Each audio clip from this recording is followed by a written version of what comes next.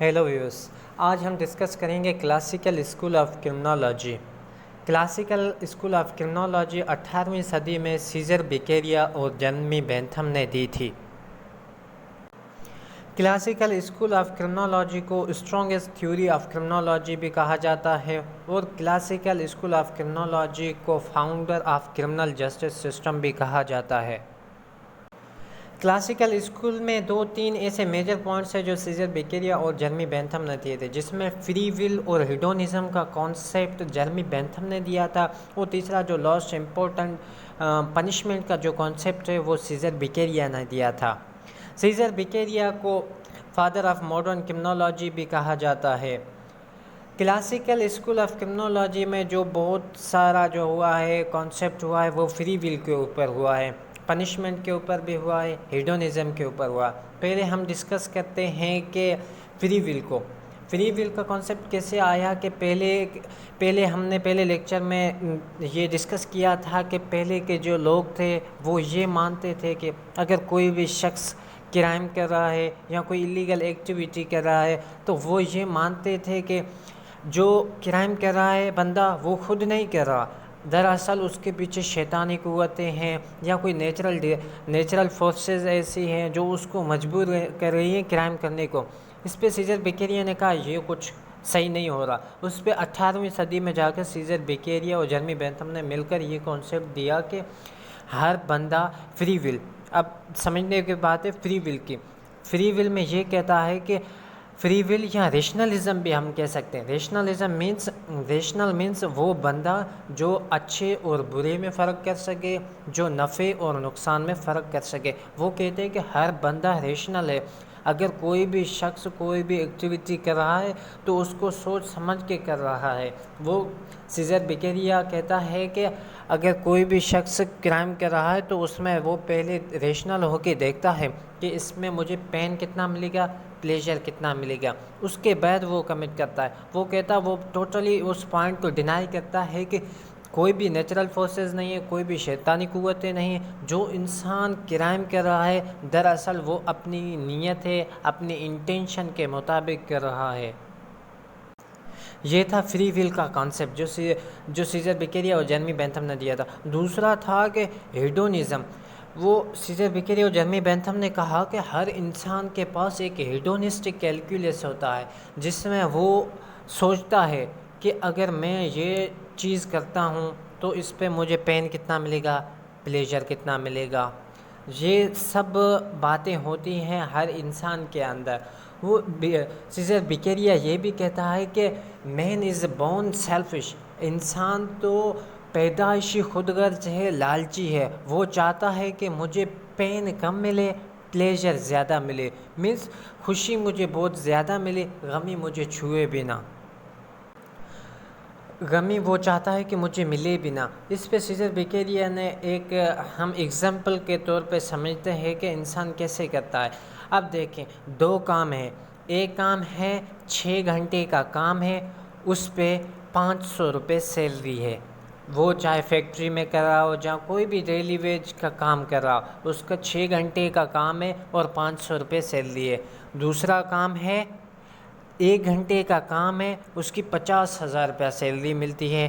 اب یہاں پہ بات سمجھنے کی ہے، انسان اسی پہ کہتا ہے کہ انسان چاہتا ہے مجھے پین کم ملے، پلیجر زیادہ ملے۔ اب 50,000 جو 1 گھنٹے میں وہ لا رہا ہے، وہ ظاہری ہے وہ کوئی مرڈر کر رہا ہو یا کوئی ڈکیتی کر رہا ہو یا بینک لوٹ رہا ہو یا کہیں رابری کر رہا ہو، تو اسی سے سیزر بیکیریا کہتا ہے کہ انسان چاہتا ہے کہ مجھے پلیجر ملے، اس پلیجر کی لالچ میں وہ کرائم کرتے ہیں، وہ ایلیگل ایکٹیویٹی کرتے ہیں۔ اب اس میں کہتا ہے کلاسیکل اسکول میں کہتا ہے کہ کرائم کو ہم خوف دے کے ختم کر سکتے۔ اس پہ اس نے کیا کہا کہ پنشمنٹ دی، پنشمنٹ کے 4 سسٹم اس نے متعارف کرائے۔ وہ کہتا ہے punishment should be severe, punishment should be certain, punishment should be swift and punishment should be proportionate. اب دھیان سے یہاں پہ سیکھنے کی باتیں ہیں۔ پنشمنٹ کے جو 4 قسم ہیں ہم اس کو ایک ایک کو ڈسکرائب کرتے ہیں اور ایگزامپل کے ساتھ تاکہ ہم لوگ سمجھ سکیں۔ اب پہلا تھا کہ سیویئر میں یہ تھا کہ پنشمنٹ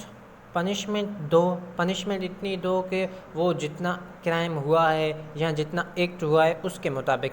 اب فار ایگزامپل ایک شخص ہے جس نے شاپ سے چاکلیٹ چرائی، اب چاکلیٹ کی قیمت کیا تھی 50 روپے یا 70 روپے، اب وہ کہہ رہا ہے کہ جب جتنا ایکٹ ہو اس کے حساب، اب 50 روپے 70 روپے۔ سیزر بیکیریا نے کہا کہ اب انسان کو پکڑ کے اس کو 1 مہینے کے لیے جیل میں بند کر دو، تاکہ اس کے بعد اگر وہ پھر کرائم کرنے کی سوچے تو وہ اس کے دماغ میں 100 بار آئے، اگر میں نے کرائم کر لیا، بات ہے 50 روپے یا 100 روپے کی، اگر میں پکڑا گیا تو مجھے 1 مہینے کی سزا ہو جائے گی، اس سے بہتر ہے کہ میں 50 روپے چھوڑ کے کوئی دوسرا کام ہی کر لوں، کیوں 1 مہینہ جیل میں بند رہوں۔ دوسرا تھا کہ سرٹن میں یہ تھا کہ سیزر بیکیریا نے کہا کہ ایکول پنشمنٹ ہونی چاہیے، یا نہ کہ ایسا ہو کہ یہ گورا ہے، یہ چٹا ہے، یا یہ امیر ہے، یا یہ غریب ہے، یا یہ کسی منسٹر کا بیٹا ہے، یا کسی جھوپڑی والے کا بیٹا ہے۔ اس نے کہا کہ جس انسان نے جیسا کرائم کیا ہو، وہ چاہے غریب ہو امیر ہو جیسا بھی ہو، اس کو کرائم دونوں کو ایک جیسی ہی ملنی چاہیے۔ وہ تیسرا پوائنٹ ہے جو ہم لوگ آج کل بہت ہی زیادہ فیس کر رہے ہیں، سوئفٹ میں یہ کہتا ہے کہ کوئک پنشمنٹ، اگر ہم کو کرائم کو ریڈیوس کرنا ہے تو ہماری جو کورٹ ٹرائل ہے نا وہ تیز ہونے چاہیے، کوئک پنشمنٹ ہونی چاہیے۔ اگر کسی انسان کو گلٹ ہے یا انوسینٹ ہے، اگر اس کا کیس جب جاتا ہے، FIR داخل ہوتی ہے، اس کے بعد اس کی ٹرائل ہوتی ہے، کورٹ میں ہوتی ہے، تو اس کی جو پنشمنٹ ہونا کوئک پنشمنٹ ہو، اس کا جو کیس سالو ہو جائے۔ وہ سیزر بیکیریا کہتا ہے کہ جو کیس جائے نا کورٹ میں وہ 7 دن یا زیادہ سے زیادہ 10 دن میں وہ ختم ہونا چاہیے۔ اس سے کیا ہوگا، اسپیڈی ٹرائل ہوں گے، کرائم کا ریشو بھی کم ہو جائے گا۔ اب یہاں پہ ایسا ہے کہ 2-3 لاکھ کیس پینڈنگ میں پڑے ہیں، اگر کوئی بھی شخص فار ایگزامپل ہم کہتے ہیں مرڈر کر کے آیا ہے، اب اس کا جو نمبر آئے گا، پیشی کا جو نمبر آئے گا وہ 3 سال 4 سال، اس مطلب ٹائم کے حساب سے اس نے 4-5 خون اور کر دیے۔ اب وہ اسی لیے کہتا ہے کہ اگر ہم کو کرائم کو ریڈیوس کرنا ہے تو ہمیں اسپیڈی ٹرائل کرنا ہوگا، کوئک پنشمنٹ دینی ہوگی۔ اور لاسٹ ون جو 4تھ ہے وہ کہتا ہے پروپورشنیٹ، وہ کہتا ہے کہ سزا دو، ٹھیک ہے، پنشمنٹ شوڈ بی دیئر۔ اب ایسا ہے کہ پہلے ہم نے سیویئر میں کیا کہا کہ ایک بندے نے چاکلیٹ چرائی، اس کو 1 مہینے کے لیے جیل میں ہم نے بھجوا دیا۔ اب یہ ہے کہ پروپورشنیٹ نے کیا یہ کہتا ہے کہ اگر کوئی بھی شخص وہ چاکلیٹ اٹھاتا ہے تو اس کو 1 مہینے جیل میں بھیجو، یا نہ کہ 1 سال کے لیے، یہ تھوڑا وہ کہتا ہے کہ اوور ہو جائے گا۔ یہ کہتا ہے کہ اگر کوئی بھی شخص اگر مرڈر کرا تو اس کے مطابق اس کو سزا دو، یا اگر کوئی چھوٹا سا چاکلیٹ اٹھا رہا تو اس کے ساتھ وہ کہتا ہے کہ جو پنشمنٹ ہو نا وہ پروپورشنیٹ ہو، اکارڈنگ ٹو انٹینشن ہو۔ انٹینشن مینس اب یہاں پہ ٹائپس آف مرڈر آتے ہیں، وہ کس نیت سے اس نے کیے، اس کا ہم اگلے لیکچر میں کریں گے کہ ٹائپس آف مرڈر کتنے ہوتے ہیں، کس حساب سے مرڈر ہوتے ہیں، وہ فرسٹ ڈگری مرڈر کیا ہوتا ہے، سیکنڈ ڈگری مرڈر کیا ہوتا ہے، تھرڈ ڈگری مرڈر کیا ہوتا ہے، اور اس میں میجر پوائنٹس کیا ہوتے ہیں، وہ ہم کریں گے اگلے لیکچر میں۔